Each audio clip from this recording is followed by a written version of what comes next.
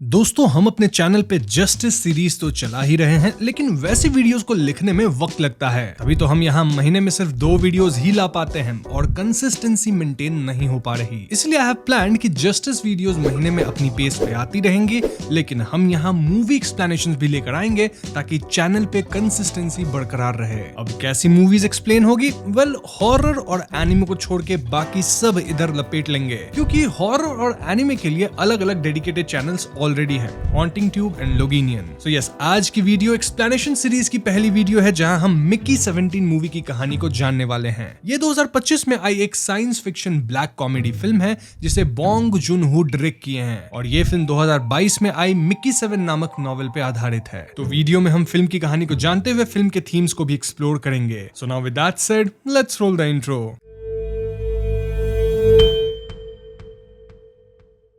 तो फिल्म की कहानी 2050 में शुरू होती है, जहां हम मिकी बार्न्स और उसके दोस्त टीमो से मिलते हैं। टीमो के कहने पे मिकी और टीमो मिलके डैरियस ब्लैंक नामक लोन शार्क से तगड़ा लोन लेके बर्गर्स की जगह मैकरोन का बिजनेस शुरू करते हैं। लेकिन मैकरोन की बिजनेस इनकी चल नहीं पाती और ऐसे में डैरियस ब्लैंक के आदमी इन दोनों को खत्म करने की धमकी देते हैं। इनफैक्ट डैरियस के लोग इनके सामने ही एक दूसरे इंसान को समाप्त कर देते हैं जो कि इनका लोन चुकता नहीं किया था। डैरियस ऐसे खौफनाक नजारों को रिकॉर्ड करके देखना एंजॉय करता था, एंड इट वाज क्लियर कि मिकी और टीमो पृथ्वी पे किसी भी कोने में चले जाएं, डैरियस इन्हें ढूंढ लेगा फॉर श्योर। इसीलिए ये दोनों पृथ्वी छोड़ के ही जाने का डिसाइड करते हैं। जी हाँ दोस्तों, एक कंपनी लोगों को दूसरे प्लैनेट्स तक ले जाने का काम कर रही थी और ये लोग इसे कॉलोनी एक्सपेडिशन कह रहे थे। इस कंपनी को लीड कर रहे थे Kenneth Marshall and his wife यल्फा। इस एक्सपेडिशन में जाने के लिए लाखों लोग अप्लाई कर रहे थे और टीमो एंड मिकी भी इसमें अप्लाई करते हैं। टीमो यहाँ शटल पायलट की पोस्ट के लिए अप्लाई करता है और वो सिलेक्ट भी हो जाता है, लेकिन मिकी यहाँ एक्सपेंडेबल बनने के लिए अप्लाई करता है, एंड इट वाज क्लियर कि मिकी डॉक्यूमेंट्स नहीं पढ़ा था कि एक एक्सपेंडेबल का काम एग्जैक्टली क्या रहने वाला है। अब मिकी जैसे ही एक्सपेंडेबल बनने के लिए अप्लाई करता है, कंपनी के कई लोग बहुत खुश हो जाते हैं, लेकिन जब मिकी को पता चलता है कि उसका काम क्या रहने वाला है तो भैया उसके होश उड़ जाते हैं। बेसिकली अर्थ पे एक ऐसी मशीन क्रिएट कर ली गई थी जिसे ह्यूमंस को क्लोन करके उनकी मेमोरीज भी इंटैक्ट रखी जा सकती थी। अब अर्थ पे तो इस मशीन को बैन कर दिया गया था, क्यों वो मैं आपको वीडियो में आगे बताऊंगा, लेकिन इस मशीन को दूसरे प्लैनेट पे यूज करने के लिए ओके कर दिया गया था। सो एज एक्सपेंडेबल मिकी की मेमोरी और उसके बॉडी कंडीशन को मशीन रीड करती है। देन अब मिकी को डेंजरस से डेंजरस सिचुएशन में भेजा जाएगा जहां वो पक्का समाप्त होगा। जैसे ही वो समाप्त होगा, उसके बॉडी को रीप्रिंट करके मेमोरीज डाल दी जाएगी और एक नया मिकी तैयार हो जाएगा। ये मेमोरीज एक ब्रिक जैसी दिखने वाली डिवाइस में थी, और जब मिकी पहली बार स्कैन होता है तो उसकी बचपन की मेमोरीज भी वापस आने लगती है। जैसे एक मेमोरी से उसे याद आता है कि जब वो बहुत छोटा था तब उसकी माँ एक कार एक्सीडेंट में समाप्त हुई थी, और एक्सीडेंट शायद इसलिए हुआ था क्योंकि मिकी आगे बैठ के कार में एक रेड बटन को दबा दिया था। अब जरूरी नहीं है इसी रीजन से हुआ हो, लेकिन मिकी को ऐसा लगता था कि उसकी वजह से एक्सीडेंट हुआ। एनीवेज, अब आप व्यूअर्स एक्सपेंडेबल्स का अर्थ तो समझ ही गए होंगे, और वीडियो में आगे आपको पता चलेगा कि एक्सपेंडेबल्स का इस्तेमाल कैसे किया जाता है बाय द कंपनी। सो ये सिलेक्टेड लोग यल्फा और मार्शल के साथ स्पेसशिप में निकल पड़ते हैं टुवर्ड्स ए प्लैनेट निफ्लेनहाइम, और इस प्लैनेट तक पहुंचने में 4-5 साल लगने वाले थे। ऑल्सो ये एक आइस प्लैनेट था। तो मिकी का पहला वर्जन, और वी कैन से मिकी 1, ये जर्नी शुरू करता है, और जर्नी के स्टार्ट में ही मिकी एक लड़की से मिलता है जिसका नाम था नाशा। ये दोनों इंटीमेट होते हैं और एक दूसरे के साथ इस बोर्डिंग स्ट्रिक्ट जर्नी के दिन काटने लगते हैं। मिकी को यहाँ अजीब मिशंस पे भेजा जाता था, लाइक अगर स्पेसशिप के बाहर कोई इशू है तो मिकी का काम था बाहर जाके उसे फिक्स करना। इसमें अगर मिकी समाप्त भी होता है तो तुरंत एक नया मिकी प्रिंट कर लिया जाएगा with all his memories intact. हम यहाँ मिकी को कई बार समाप्त होते देखते हैं और रीप्रिंट होते देखते हैं। इस जर्नी के दौरान हम एक काई नाम की लड़की से भी मिलते हैं जो कि मिकी में इंटरेस्टेड थी, लेकिन मिकी तो नाशा के साथ कमिटेड था। ऑल्सो काई की अपनी भी एक गर्लफ्रेंड थी। खैर, तकरीबन 4 साल की जर्नी के बाद ये लोग फाइनली निफ्लेनहाइम प्लैनेट पहुंच चुके थे, जहां ये लोग ह्यूमन कॉलोनी जमाने वाले थे। प्लैनेट पे लैंड करते मिकी को बाहर भेजा जाता है ताकि वो यहाँ की हवा इनहेल करे। मिकी ऐसा ही करता है और इस जगह की हवा में ऐसे खतरनाक पैथोजेंस थे कि मिकी तुरंत ही बीमार होकर समाप्त हो जाता है। देन मिकी के सैंपल्स लेके वैक्सीन क्रिएट करने की कोशिश की जाती है और मिकी को यहाँ बार बार ये टास्क करने बोला जाता है। फाइनली प्रॉपर वैक्सीन बनने तक मिकी का 16th वर्जन भी समाप्त हो चुका था, लेकिन जब मिकी 17 प्रिंट होता है तो ये वैक्सीन काम कर जाती है। सो यस, अब यही वैक्सीन सारे ह्यूमंस को लगा दी जाएगी ताकि ह्यूमंस आराम से निफ्लेनहाइम की हवा में सांस ले सकते थे without any issues. Issues. By the way, यहाँ के लोग कचरा डंप करने के लिए एक मैग्मा जैसा फायर था जिसमें होल के थ्रू लोग कचरा डालते थे और समाप्त हुए मिकी की बॉडीज को भी यहीं फेंका जाता था। तो अब मिकी 17 के साथ कई वैक्सीनेटेड लोग प्लैनेट के सतह पे उतरते हैं और छानबीन के दौरान इन्हें यहाँ एक अजीब सा क्रीचर भी मिलता है। जी हाँ दोस्तों, ये क्रीचर बहुत ही डरावना दिख रहा था और भगदड़ में आइस के कुछ बड़े टुकड़े काई की गर्लफ्रेंड जेनिफर पे गिर जाती है, जिससे जेनिफर समाप्त हो जाती है। इस न्यूज से मार्शल वाज वेरी एंग्री क्योंकि सिर्फ मिकी एक्सपेंडेबल है, बाकी लोग को क्लोन करना अलाउड नहीं है, यानी अगर वो समाप्त हुए तो हमेशा के लिए ही समाप्त हो चुके हैं। मार्शल यहाँ इन क्रीचर्स को क्रीपर्स नाम देता है और वो मिकी 17 को ऑर्डर देता है कि मिकी एक क्रीपर को पकड़ कर लाए फॉर टेस्टिंग। मार्शल यहाँ मिकी के राशन को भी हाफ कर देता है क्योंकि उसके हिसाब से जेनिफर का समाप्त होना मिकी की गलती थी। खैर, तो मिकी क्रीपर को पकड़ने निकलता है, लेकिन एक जगह बर्फ टूट जाती है और मिकी नीचे गिर जाता है। इससे मिकी समाप्त नहीं होता और टीमो भी उस एरिया में मिकी को फंसा पाता है। अब टीमो मिकी को बचा सकता था, लेकिन वो मिकी का फ्लेम थ्रो उठा लेता है, सेइंग कि ये एक्सपेंसिव इक्विपमेंट है और वो मिकी को यहीं मरने के लिए छोड़ देता है। क्यों? क्योंकि मिकी तो एक्सपेंडेबल है ना, फिर से प्रिंट हो जाएगा। और इन जनरल टीमो बहुत बुरा इंसान था। टीमो को जाते हम यहाँ एक बहुत बड़े और ढेर सारे छोटे क्रीपर्स को आते देखते हैं जो कि मिकी के ऊपर चढ़ जाते हैं, बट सरप्राइजिंगली ये मिकी को हार्म नहीं करते, रादर खींच के सतह तक ले आते हैं ताकि मिकी बच जाए। सो यस, मिकी 17 बच गया था और वो किसी तरह सरवाइव करके बेस कैंप तक पहुंचता है। मिकी यहाँ से अपने कमरे में जाता है और वो पाता है कि वहाँ ऑलरेडी मिकी 18 मौजूद था। जी हाँ दोस्तों, लोगों को लगा कि मिकी 17 खत्म हो गया और ये लोग ऑलरेडी मिकी 18 को प्रिंट कर लिए थे। This clearly was a case of multiples और रूल्स के मुताबिक मल्टीपल्स अलाउड नहीं थे। इनफैक्ट अगर मल्टीपल्स क्रिएट हो जाते हैं तो सभी वर्जन्स को खत्म करके उस इंसान की मेमोरी डिलीट कर दी जाएगी ताकि वो इंसान हमेशा के लिए समाप्त हो जाए। अब आप पूछ सकते हैं कि मल्टीपल्स को लेकर ऐसे स्ट्रिक्ट रूल्स क्यों थे, और इसके जवाब में मैं आपको बताऊंगा कि ये रीप्रिंट करने वाली मशीन क्यों अर्थ में बैन हुई थी और क्यों ये मल्टीपल्स वाला रूल आया था इन द फर्स्ट प्लेस। तो जिस साइंटिफिक टीम ने इस मशीन को बनाया था उनमें से एक बंदा साइकोपाथ था नेम्ड मानिकोवा। मानिकोवा खुद को कई बार रीप्रिंट किया, देन अपने एक वर्जन से होमलेस लोगों को समाप्त करने लगा। पुलिस जब मानिकोवा को अरेस्ट करने गई तो उसके पास एक परफेक्ट एलिबाई था, मतलब जब क्राइम्स हुए थे तब तो मानिकोवा कहीं और था और इस बात की प्रूफ भी थी। ऑफ कोर्स मानिकोवा ऐसा कर पा रहा था क्योंकि वो अपने कई मल्टीपल वर्जन्स रीप्रिंट कर लिया था और जब पुलिस को इस बात का पता लगा तो ये मुद्दा इंटरनेशनल डिबेट बन गया। रिलीजियस ग्रुप्स भी इसमें आने लगे और कहने लगे कि इंसानों का क्लोन बनना धर्म के खिलाफ है और ऐसे में फाइनली इस मशीन को ही बैन कर दिया गया। तब केनेथ मार्शल सामने आते हैं जो कि पॉलिटिकल फिगर थे। इनफैक्ट वो 2 बार प्रेसिडेंशियल इलेक्शन हार चुके थे। मार्शल कहते हैं कि वो इस टेक्नोलॉजी को अर्थ के बाहर यूज करेंगे when he will go out to colonize other planets. वही मल्टीपल वाले रूल्स भी लाए जहां रूल ये था कि कभी भी एक इंसान के 2 वर्जन्स को एक साथ एग्जिस्ट नहीं करवाया जाएगा, मतलब प्रिंट नहीं किया जाएगा और कंपनी इस प्रोटोकॉल को स्ट्रिक्टली फॉलो करेगी। इन केस गलती से कभी ऐसा होता है कि 2 या उससे ज्यादा वर्जन्स बन जाते हैं तो कंपनी को ना सिर्फ सारे वर्जन्स को समाप्त करना पड़ेगा बल्कि उस इंसान की मेमोरीज एंड डेटा को भी इरेज करके उस इंसान को हमेशा के लिए खत्म करना पड़ेगा। सो यस, अब जबकि आप मल्टीपल के कॉन्सेप्ट और रूल्स को समझ गए हैं, आप ये भी समझ गए होंगे कि मिकी 17 और 18 का एक साथ होना कितना घातक हो सकता है। ऐसे में ये दोनों मिकी आपस में लड़ने लगते हैं और यहाँ हम देख पाते हैं कि मिकी 17 थोड़ा डरपोक सा था, लेकिन मिकी 18 बहुत अग्रेसिव और कॉन्फिडेंट था। 18 यहाँ 17 को फायर वाली पिट में ऑलमोस्ट फेंक ही दिया होता है कि तभी टीमो इस एरिया में आ जाता है, जिससे दोनों मिकी को छिपना पड़ता है। मिकी छिप के देखते हैं कि टीमो यहाँ ऑक्सीफोजल कैप्सूल्स का इलीगल धंधा कर रहा था। ये एक तरह का फ्यूल था जो कि फ्लेम थ्रोअर्स में इस्तेमाल होता था, लेकिन इससे नशे भी किए जाते थे। टीमो अनडाइल्यूटेड ऑक्सीज को छुप छुपा के बेचता था टू अदर पीपल हियर। अब क्योंकि मिकी 18 अग्रेसिव था और उसे मालूम था कि टीमो एक बुरा आदमी है जो कि लाइफ टाइम मिकी को कई बार धोखा दिया है, इसलिए मिकी 18 टीमो पे हमला करके उसे आग वाले पिट में गिराने लगता है। अब इससे पहले मिकी 18 ऐसा कर पाता, यहाँ कुछ और लोग आ जाते हैं जिससे मिकी 18 को मजबूरन टीमो को बचाना पड़ता है। ऑल्दो मिकी 18 यहाँ टीमो को वार्न जरूर करता है कि अगर टीमो इस बारे में किसी को बताया तो वो टीमो का ऑक्सी वाला धंधा हायर अप्स को बता देगा। सो यस, टीमो किसी से कुछ भी नहीं कहता। नाउ मिकी 18 यहाँ नाशा के साथ इंटीमेट होने कमरे में जाने लगता है और इस बात से मिकी 17 की जलने लगती है। 17 इन्हें फॉलो करता है, लेकिन रास्ते में उसे मार्शल के हायर अप्स वाले पकड़ लेते हैं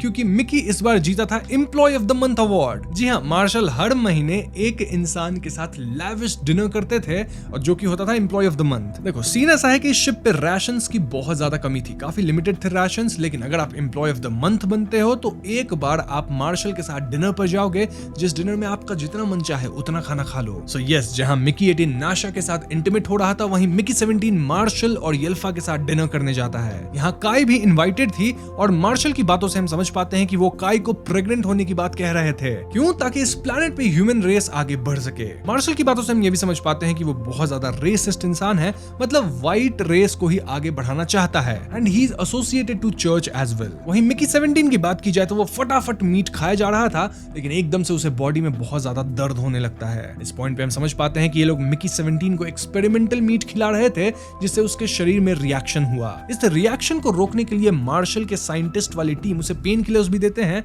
लेकिन ये भी एक एक्सपेरिमेंटल पेन किलर था जो कि मिकी 17 के दर्द को कम नहीं कर पाता है। सिचुएशन ऐसा आता है कि मार्शल मिकी 17 को समाप्त करने की सोचते हैं as he is an expendable, लेकिन येल्फा उन्हें रोकती है क्योंकि मिकी के खून से उनका कारपेट खराब हो जाएगा। मतलब कारपेट का ज्यादा पड़ा है एक इंसान के जान से। और इस सीन से हम समझ पाते हैं कि मार्शल और येल्फा बहुत ही घिनौने लोग हैं और येल्फा को यहाँ सॉस बनाने का भी बहुत ज्यादा शौक था। खैर काई समहाउ मार्शल को मना लेती है कि वो मिकी 17 को ना मारे और काई मिकी 17 को अपने साथ अपने कमरे में ले जाती है। वो उसे अर्थ वाला चाय पिलाती है और उसको शांत करती है और यहाँ काई मिकी 17 से क्लोज आने की कोशिश करती है।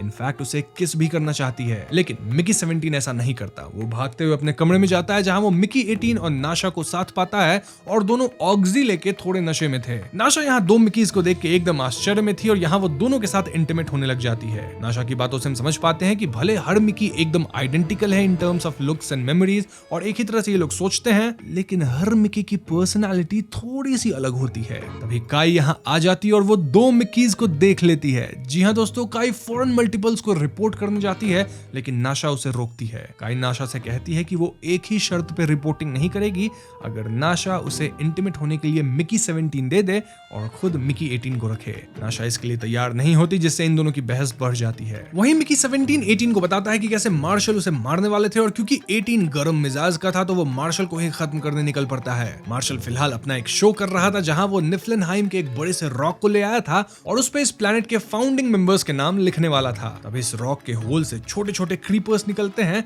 और यहाँ अफरा तफरी मच जाती है। वहीं 18 मार्शल को मारने आ चुका था और 17 सहित काई और नाशा उसे रोकने की कोशिश में थे। 18 यहाँ गन चलाता भी है जिसकी गोली मार्शल के चीक्स को टच करके निकलती है और स्टोन में लग जाती है। इन शॉर्ट यहाँ पूरी तरह से अफरा तफरी मच गई थी और मार्शल दोनों मिकीज को देख लेता है, यानी वो समझ गया था कि they are multiples. In the end ये लोग एक छोटे क्रीपर को समाप्त कर देते हैं, देन दूसरे छोटे क्रीपर को कैप्चर कर लेते हैं। साथ ही यहाँ नाशा और दोनों मिकीज भी पकड़े जाते हैं। तो प्रिजन सेल में 17 बताता है कि कैसे क्रीपर्स बुरे नहीं और वो एक्चुअली में 17 को बचाए थे। ये सुनकर नाशा वो सरप्राइज्ड और अब वो ये बात हायर अप्स तक पहुंचाना चाहती थी। तभी यहाँ टीमो आता है जो कि काफी डरा हुआ था। क्यों?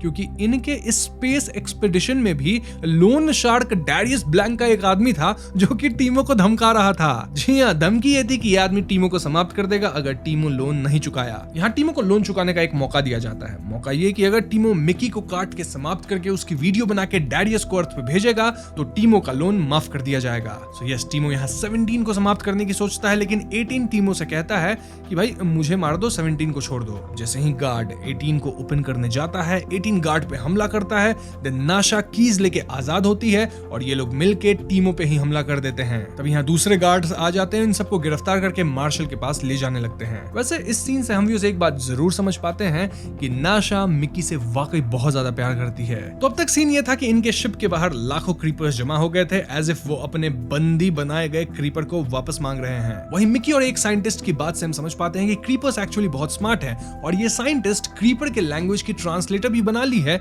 जो कि फिलहाल टेस्टिंग फेज में है। तो सबको मार्शल के सामने पेश किया जाता है और हम देखते हैं कि येल्फा तो क्रीपर्स के टेल से सॉस बनाने के लिए एक्साइटेड थी। वहीं मार्शल वाज एंग्री क्योंकि 18 उन्हें मारने की कोशिश किया था। मार्शल अनाउंस करता है कि ये एक वॉर सिचुएशन है जहां वो सारे क्रीपर्स को मार देगा, साथ ही वो 17 और 18 को भी खत्म करने वाला था, as this was the case of multiples. Marshall यहाँ इनकी मेमोरी ब्रिक से पूरी मेमोरी ही डिलीट कर देता है, यानी अगर अब ये दोनों समाप्त होते हैं, यानी कि 17 18 समाप्त होते हैं, तो मिकी का एग्जिस्टेंस हमेशा के लिए खत्म हो जाएगा। अब मार्शल दोनों मिकीज के शरीर पे बॉम्ब लगा देता है और इन्हें क्रीपर्स का सामना करने भेजता है ताकि ये लोग क्रीपर्स की पूंछ काट के ला सके, जिससे येल्फा सॉस बना सके। जो मिकी पहले 100 पूंछ लाएगा उसे जीने का मौका दिया जाएगा और दूसरे वाले को ब्लास्ट कर दिया जाएगा। यहाँ एक साइंटिस्ट और नाशा मार्शल को समझाने की कोशिश करते हैं कि क्रीपर्स एक्चुअली में बुरे नहीं हैं, उन्हें बस अपना कैद किया हुआ बच्चा चाहिए। इनफैक्ट ट्रांसलेटर की मदद से ह्यूमंस क्रीपर्स से बात कर सकते हैं, लेकिन मार्शल सुनने को तैयार ही नहीं था और वो कैद हुए क्रीपर को रस्सी एंड हुक से स्टैब करके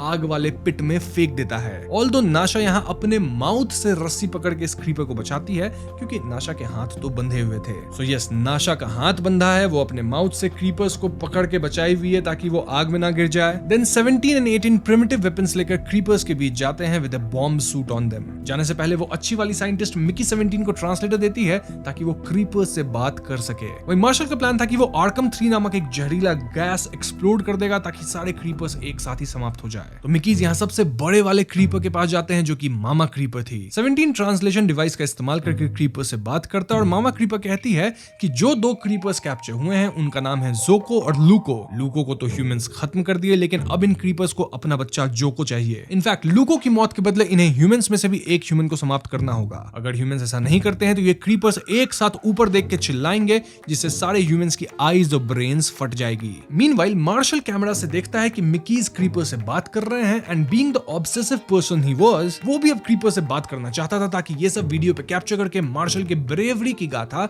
सबको सुनाई जाए। Now don't get me wrong, Marshall अब भी इन क्रीपर्स को समाप्त करना चाहता था, लेकिन ऐसा करने से पहले वो किसी लीडर की तरह क्रीपर्स को भाषण देना चाहता था। फिर क्या था, मार्शल अपने लोगों के साथ ट्रांसलेशन डिवाइस लेके बाहर निकलता है। मीनवाइल मिकी 17 कैमरा में इशारा करके ये मैसेज कन्वे कर देता है कि क्रीपर्स को बस उनका बच्चा जोको वापस चाहिए। नाउ क्योंकि मार्शल बाहर था, नाशा यल्फा को ओवरपावर करके ना सिर्फ जोको को बचाती है बल्कि वो यहाँ काइंड ऑफ म्यूटिनी भी क्रिएट करती है जिससे कई सोल्जर्स उसके पक्ष में आते हैं। आई मीन लोगों को अब मार्शल और यल्फा का असली घिनौना चेहरा दिखने लग गया था और वो समझ रहे थे कि क्रीपर्स बुरे नहीं हैं। इसके बाद नाशा जोको को लेके मामा क्रीपर को सौंपने निकलती है। वहीं मार्शल सबसे बड़े वाले क्रीपर को ब्लास्ट करने की सोचता है, लेकिन ये सारे क्रीपर्स मिलकर मल्टीपल बड़े शेप्स क्रिएट कर लेते हैं जिससे ये समझ ही आना मुश्किल हो गया था कि मामा क्रीपर कौन सा शेप के अंदर है। यहाँ क्रीपर्स और ह्यूमंस के बीच थोड़ी लड़ाई शुरू होती है और इसी का फायदा उठा के मिकी 18 सीधा मार्शल के पास जाके उस पर हमला कर देता है। 18 यहाँ अपने शरीर पे लगे बॉम्ब को डिटोनेट करता है जिससे वो तो समाप्त होता ही है, साथ ही मार्शल भी खत्म हो जाता है। सो यू सी ह्यूमंस ने एक को खत्म किया इन एक्सचेंज फॉर लूको, जिससे क्रीपर्स फाइनली शांत होते हैं। ऑल्दो इसमें 18 भी कहीं ना कहीं सैक्रिफाइस हो गया था। यहीं पे सीन कट हो जाती है।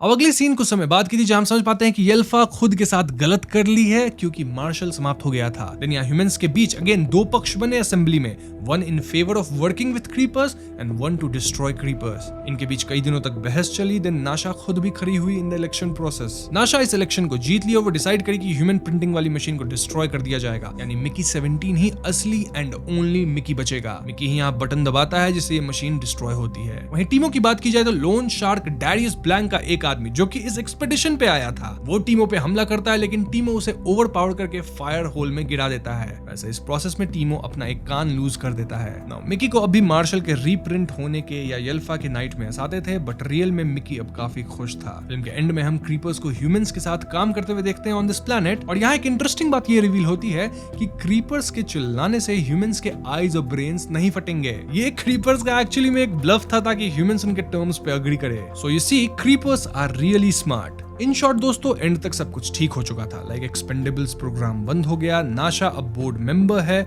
इनफैक्ट सबसे टॉप पोस्ट पे है after being elected. Then humans अब इस प्लान पे क्रीपर्स के साथ मिलकर काम कर रहे हैं, टीमो इज फ्री और काई को नई गर्लफ्रेंड मिल गई है। इसी पॉइंट पे फिल्म खत्म हो जाती है।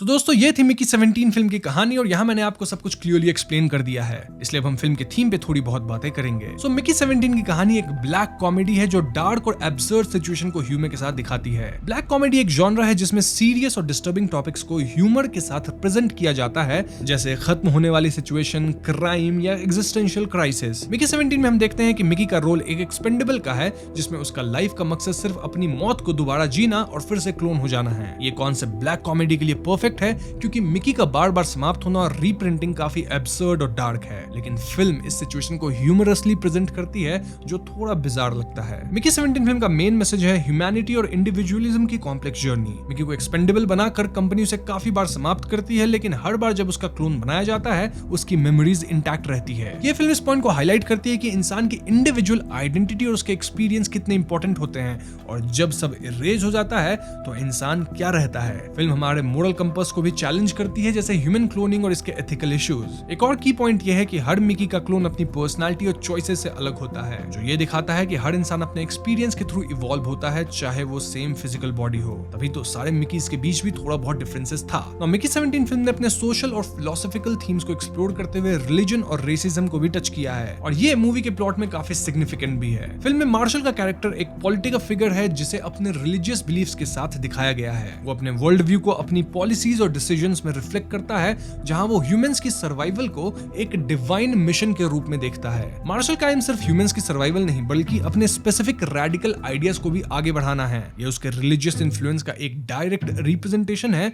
जहां वो अपने चोजन कम्युनिटी को सुपीरियर समझता है और उन्हीं को प्रायोरिटाइज करता है। इस तरह फिल्म में रिलीजन का यूज एक पॉलिटिकल और सोशल फ्रेमवर्क दिखाने के लिए किया गया है, जहां लोग अपने फेथ को अपने एक्शंस जस्टिफाई करने के लिए यूज करते हैं, चाहे वो अनएथिकल ही क्यों ना हो। मार्शल का ये एटीट्यूड स्पेशली तब नजर आता है जब वो काई को प्रेग्नेंट होने का सजेशन देता है, क्योंकि उसके हिसाब से ये उसकी रेस को आगे बढ़ाने का एक तरीका है। फिल्म ने ये एक सैटारिकल लेंस के थ्रू दिखाया है, जिसमें मार्शल अपने रेसिस्ट एजेंडा को सोसाइटी के हायर पर्पस के नेम पे जस्टिफाई करता है। इस तरह मिकी 17 सिर्फ एक साईफाई फिल्म नहीं, बल्कि एक रिफ्लेक्शन है उन इश्यूज की जो आज के टाइम में दुनिया में एग्जिस्ट करते हैं। मिकी 17 बॉन्ग जून-हो का पहला साइंस फिक्शन मूवी है, जो अपने यूनिक स्टोरी टेलिंग और डार्क ह्यूमर के लिए जाने जाते हैं। यह फिल्म मिकी 7 नामक नोवेल पे बेस्ड है, जिसे एडवर्ड एस्टन ने लिखा था। मिकी 17 की क्लोनिंग टेक्नोलॉजी को रिप्रेजेंट करते हुए फिल्म में जो मेमोरी ब्रिक का कॉन्सेप्ट है, उससे मॉडर्न टेक्नोलॉजी के इन्फ्लुएंस को दिखाया गया है। ये एक सिंबल है हमारे मॉडर्न वर्ल्ड के डेटा ड्रिवन सोसाइटी का, जहां हमारी पर्सनल लाइव्स, मेमोरीज और आइडेंटिटी को इजीली स्टोर एंड मैनिपुलेट किया जा सकता है। बॉन्ग जून-हो ने फिल्म में डार्क ह्यूमर का यूज किया है,